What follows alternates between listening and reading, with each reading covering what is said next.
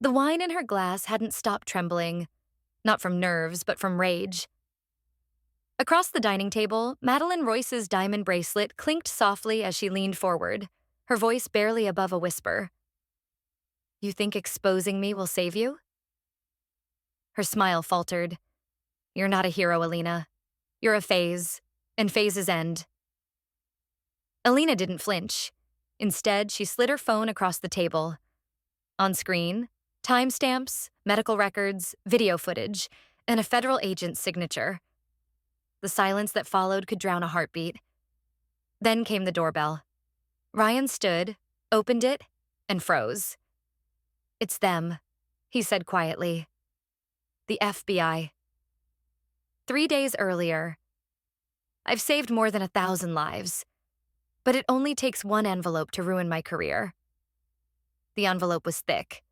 Too thick for good news. My name was printed in sharp black ink, centered like a target. I broke the seal slowly, not because I was afraid, but because something inside me already knew. My fingers trembled anyway. "License suspended. Pending investigation for serious misconduct." The words blurred for a moment. I blinked hard, trying to make sense of the letter. My mind, trained for emergencies and split-second triage decisions, now couldn't process a simple sentence.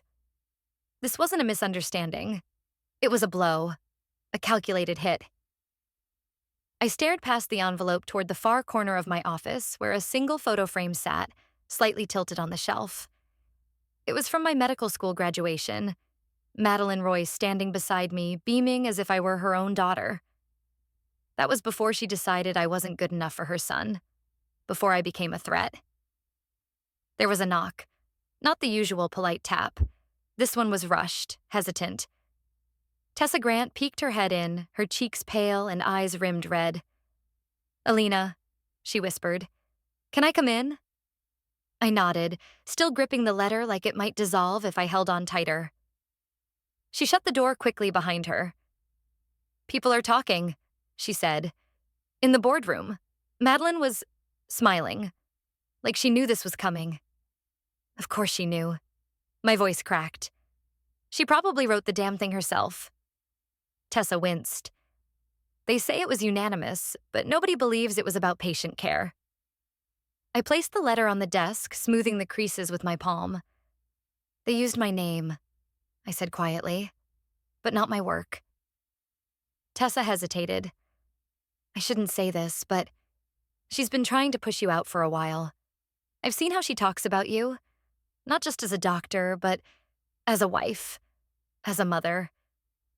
Because I don't fold myself into the perfect little daughter-in-law mold," I snapped. "She thinks you're too ambitious," Tessa said, "that you care more about your patients than your family." I nearly laughed.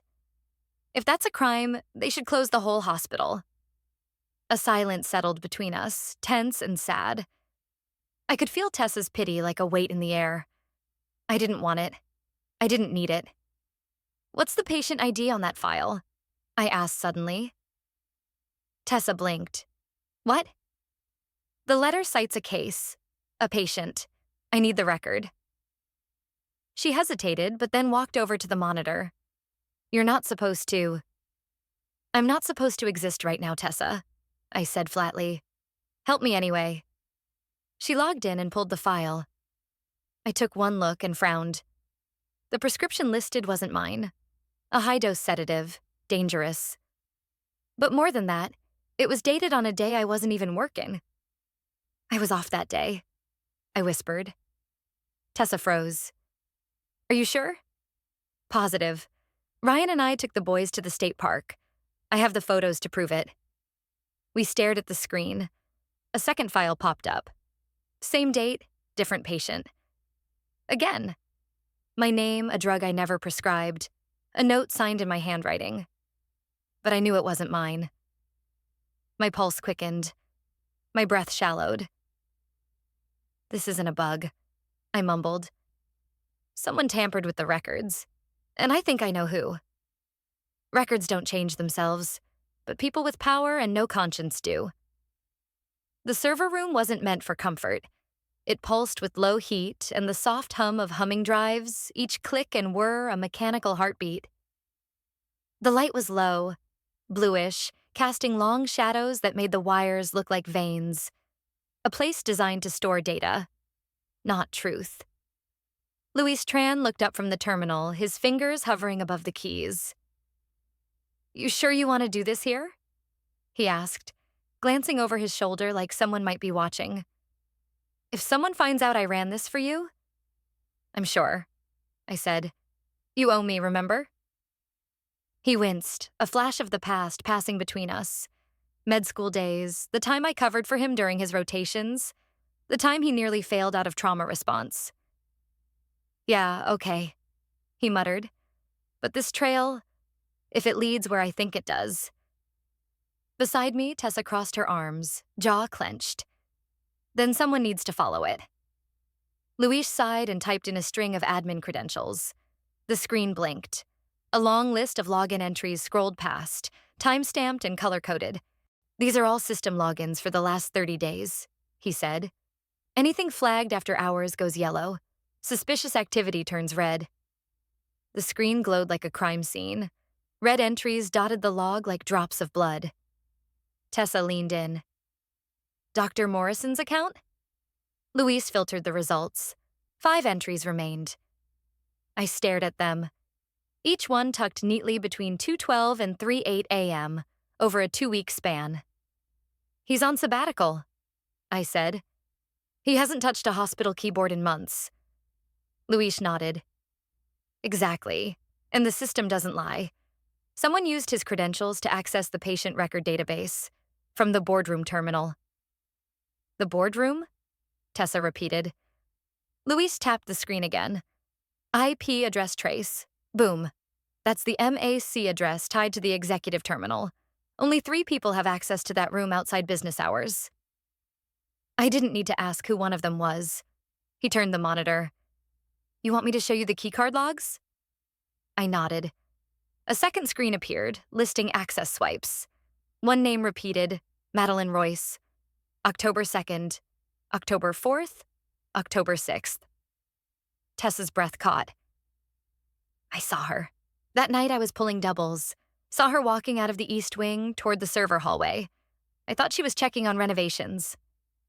"She wasn't," I said. "She was covering her tracks." Luis hesitated. "There's one more thing." He opened a third window, selected the date, October 4th, 2:19 a.m., and played the clip. Grainy black and white security footage flickered to life. A short figure entered from the east corridor, moving briskly. The image was blurred, but the outline was unmistakable. Designer trench coat, impossibly straight posture, sharp heels clicking on tile. The figure stopped at the terminal, leaned in, and began typing. Luis slowed the footage. "Pause right there." A still frame, fingers on the keyboard, a close-up of the shoes. "Dior," Tessa muttered. "I'd know those anywhere. Madeline has them in 3 colors. I stared at the image, my hands slowly curling into fists. "She did it," I said. "She logged in under Morrison's name, altered the records, framed me." Luis leaned back, exhaling hard. "If she did this, it's not just personal, it's criminal." I wanted to save my career. What I found might save hundreds of patients. The glow of my desk lamp flickered against the stack of drives and aging manila folders piled across the oak surface. Outside, the October wind scratched faintly against the window, but inside my home office, silence had weight. Each breath I took stirred dust from the past. Cases I had locked away not because I wanted to forget, but because something had always felt off. I slid open the bottom drawer and retrieved a small key from my necklace. The click of the lock was soft, but final. A drawer full of contradiction. Files flagged as closed, yet never resolved in my mind. Patients who had come in with stomach pain and left with abdominal surgery. Ones who arrived dehydrated and exited with thousands in billed procedures. Back then, I couldn't prove anything. I had no access, no support, just instinct. But instinct keeps records. I booted up the encrypted backup drive and pulled up my private notes. Old consultation audio files, scans of intake forms, even photos of treatment boards that no longer matched the digital history. My fingers trembled as I navigated case after case. One caught my attention. Patient X-4329, routine gastro case. Notes clearly marked, mild irritation, recommend dietary follow-up. But the hospital billed for endoscopy, CT scans, and a 3-day private wing stay. My signature was on the digital order, except I never signed it. I checked the logs. Entry date, December 2019. Time, 1:03 a.m. Another, X2765, a child with suspected dehydration. Instead of rehydration therapy, the system showed a $14,000 billing trail for neurology scans and overnight observation. Again, under my name. Again, dated when I was off duty. I leaned back in my chair, my hands clenched. This wasn't sloppiness. It was systemic. A network of altered records, inflated diagnoses, and falsified orders. The ER had become a pipeline, funneling simple cases into the private treatment wing where every small issue turned into a 6-figure opportunity. Behind me, the door creaked. Ryan stepped in, barefoot, arms folded. His voice was soft. "You're still at it?" I didn't look at him. "I found something." He moved closer, hesitating as he saw the files. "Are those from the hospital?" "They're from me," I said. "My own archive. Every time something didn't feel right, I kept a copy." He squinted at the screen. This patient was mine." I turned. "What?" He pointed. X1982, I remember him. Came in with mild chest tightness, didn't fit the heart attack profile, but the chart said full cardiac workup, overnight stay. I pulled up the timeline. "And your orders?" Ryan's brow furrowed. "I never ordered any of that." We both stared at the falsified entries. I watched his face shift. Confusion melting into something colder. Dread. "Ryan," I said carefully, "these aren't isolated." I tapped a few keys, the screen filled with names. Patients from different departments, all showing the same pattern. Mild symptoms escalated to major procedures, original notes altered, billing codes inflated. Ryan ran a hand through his hair. "Jesus." "Your mom's name comes up," I said. "A lot." He flinched. "She's on the board. She approves high-level operations. She also has access to every file, every login, every signature he didn't answer." His silence screamed louder than denial. "I'm not just being framed, Ryan. This is a 10-year fraud scheme, hiding beneath real medicine. And your mother is at the center." He took a step back, face pale. "This can't be true." "But it is," I said. "And if I don't act, it'll keep happening." I clicked open a secured message draft, attached a zipped file labeled Patient X Corruption Pattern, and typed in the contact name, Special Agent Michael Greer. Then I hit send. I wanted to save my career. What I found might save hundreds of patients. The lamp on my desk cast a pale circle of light across the mess I had dragged out of the past. Folders, notebooks, thumb drives with labels worn to smudges. Each one held a memory I'd pushed aside, a gut feeling I never had the time or power to chase. But now, with my license suspended and my name dragged through the mud, the one thing I had in abundance was time and reason. The digital archive flickered to life on my laptop. I'd encrypted everything twice over, and even now entering passwords, my fingers trembled. Not from fear, from the weight of knowing what I was about to find. The first folder opened. Patient X-1647. Came into the ER in 2021 with mild abdominal cramps. My original diagnosis had been clear, likely dietary, sent home with instructions, but the updated file showed something else. Hospital stay, exploratory surgery, $32,000 billed, under my name. Except I'd been off duty that entire week. A chill crept over me. I opened another. Patient X1819, nausea and fatigue. My handwritten notes, scanned and saved in a separate folder, recommended blood work and observation. But the hospital system logged a diagnosis of possible meningitis, a CT scan, spinal tap, and 2-night stay in the private treatment wing. Again, my name appeared as the attending. Again, I had not been there. The more I searched, the more the patterns sharpened like broken glass. Patients with routine symptoms rerouted to the private treatment wing. Diagnoses inflated. Costs tripled. Every time, the digital trail pointed to me, or other ER doctors who'd since resigned under vague administrative terms. I reached into the bottom drawer and retrieved an old, crumpled Post-it note, Dr. Patel's handwriting from years ago. Watch the transfer patterns. It read, "Private wings too profitable to be random." Back then, he'd spoken up during a staff meeting, asked why so many patients were being funneled upstairs without clear justification. 2 weeks later, he was gone. The official word, retirement. But the whispers told a different story. A knock on the doorframe broke my focus. Ryan stood there, hair damp from a shower, shirt wrinkled. "You've been in here for hours." "I know," I said. "Come look at this." He approached slowly, scanning the files pulled up on my screen. "These are old cases. Cases that were tampered with," I said. "Look, here's my original note. And here's what the hospital record says now. Different treatment, different diagnosis, all inflated." He frowned. "Could it be a system error?" I shook my head. No system error repeats for years across dozens of patients, always in the same department, always benefiting the same division. I pulled up another. "This one is yours?" He stiffened. "What?" "Patient X 2002. You saw her last March. You diagnosed viral gastroenteritis, sent her home." He looked confused. "Yeah, she was fine. Followed up in 2 days, symptoms gone." I clicked into the billing report.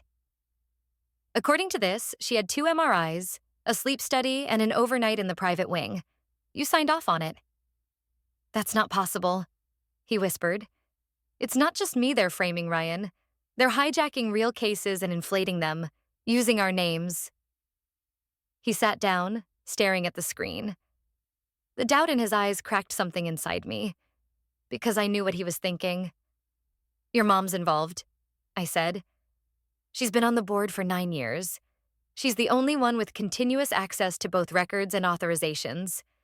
This pattern started before I even joined the hospital." "She'd never—" he began, but his voice faltered. I looked at him. "You told me last month.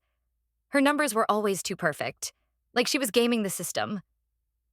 Ryan exhaled slowly.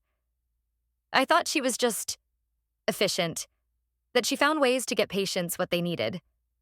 "No," I said. "They weren't just framing me. They were hiding a 10-year fraud scheme. And your mother is at the center."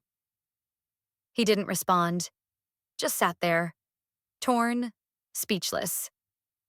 I opened my secure email client and attached the file I had compiled. A dataset so dense and damning it made my chest ache. Dozens of patients. Cross-referenced notes, signature discrepancies, timestamps, access logs. I labeled it what it was. Patient X corruption pattern. Then I sent it to the only person I knew wouldn't be afraid to follow it. Special Agent Michael Greer. I thought I was the only one she tried to destroy, but there were others, and they were watching. The scent of roasted coffee clung to the air as I stepped into Cafe Knox, the narrow Brooklyn cafe where secrets could hide between clinking mugs and whispered orders. The city outside was loud as ever, but in here, dim, hushed, anonymous, it was the kind of place where whistleblowers and federal agents could meet without drawing too many eyes. Agent Michael Greer sat in the corner booth. He didn't look like Hollywood's idea of the FBI. No sunglasses, no stiff suit. Just a plain gray sweater, close-cropped hair, and a folder already open in front of him. He stood as I approached and gestured for me to sit. "I reviewed the file you sent," he said without preamble. I ran 3 names. 2 came up in closed investigations where we couldn't find the breach. Until now. I slid my laptop from my bag and pulled out a small drive. I brought backups of the health sync records, time-stamped comparisons between original notes and altered records. You'll also find 3 audio files, 2 patient consultations, 1 internal meeting. You'll hear my recommendations and what was done instead. Greer plugged it in. You kept everything. When you're not part of the inner circle, you learn to keep receipts, I replied. I thought I was just protecting myself, but this goes deeper than I thought. He looked up at me, eyes sharp.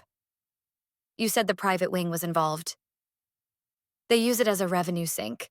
Routine cases get rerouted, diagnoses inflated, patients subjected to unnecessary procedures. It's all been happening under Madeline Royce's oversight. She's been careful, until now. Greer leaned back slightly.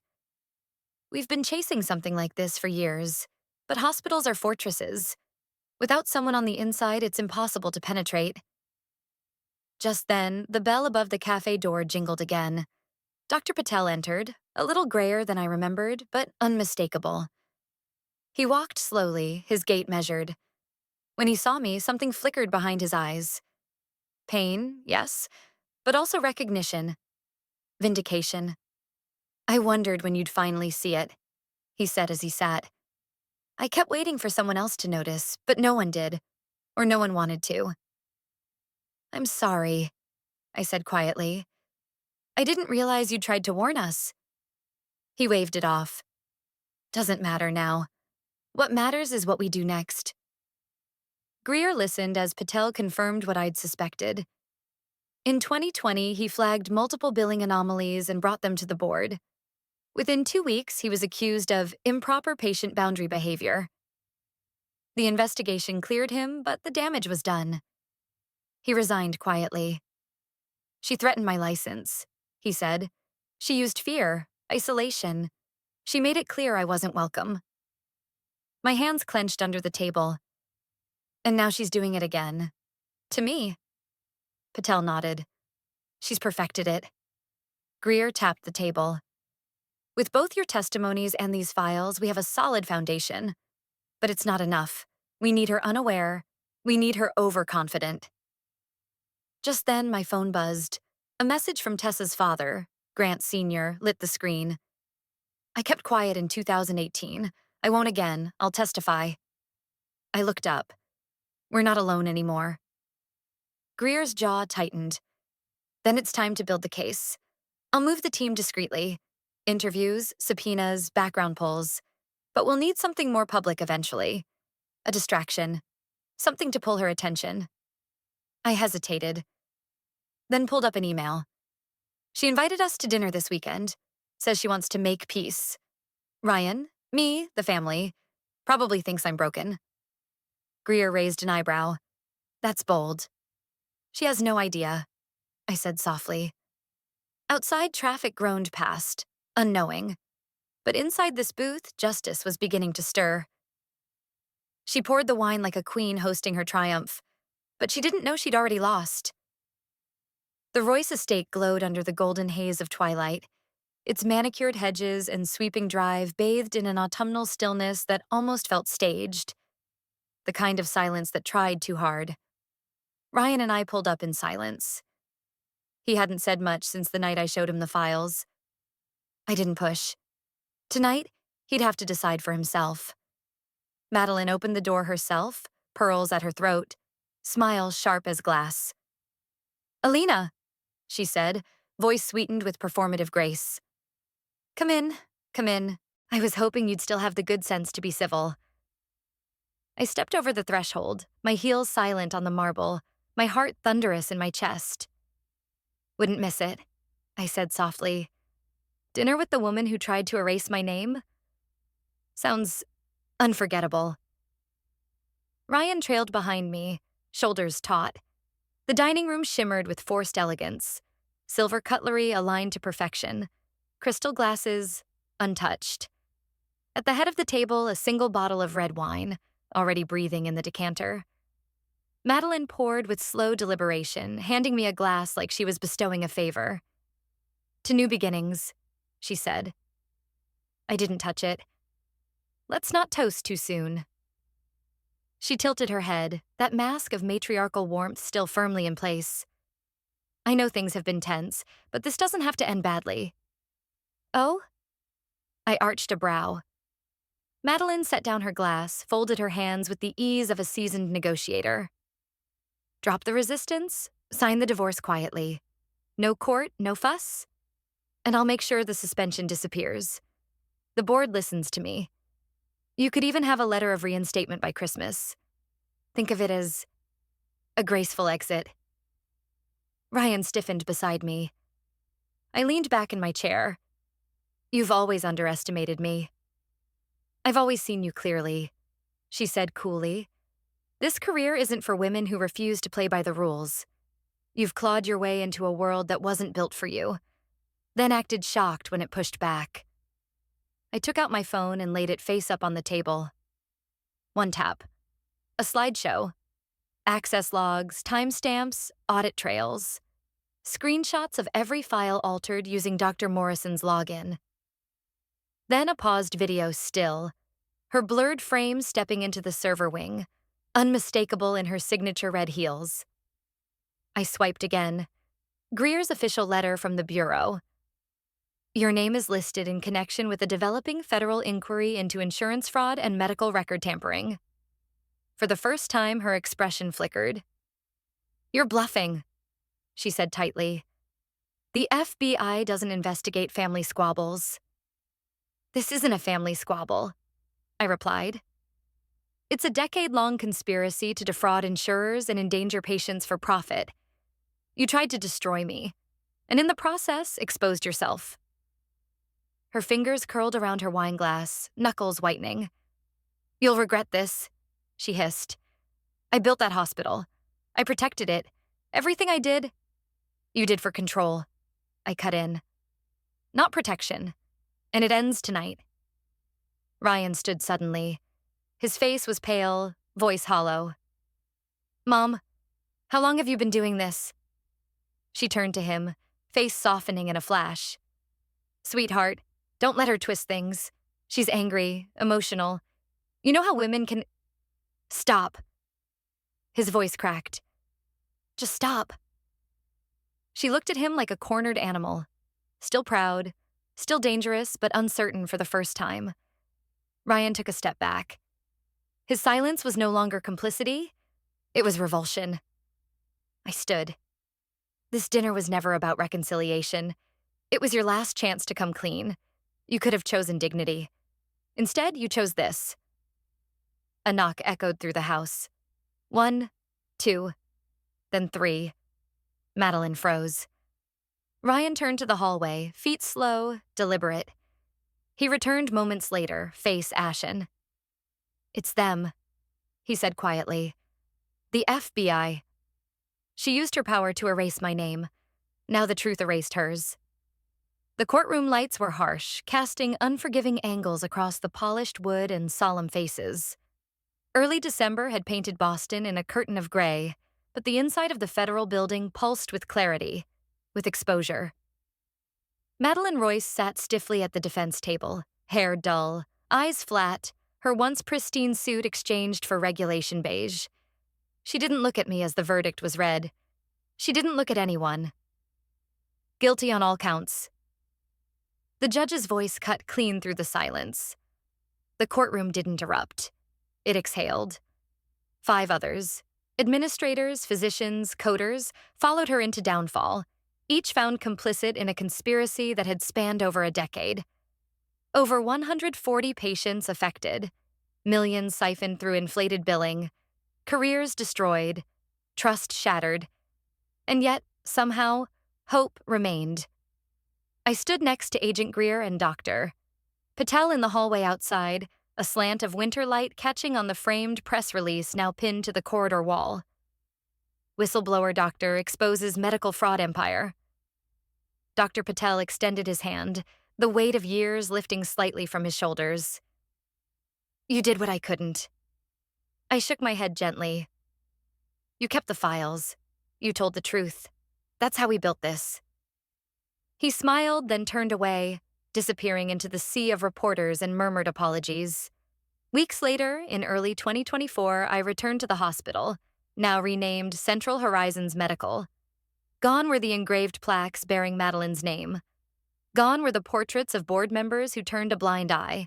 I stood at the podium as the new head of emergency medicine, my voice steady as I introduced the revised transparency protocols. No more unchecked access. No more forged trails. Every change logged, every billing justified. My system, the one I had built in secret, was now the gold standard.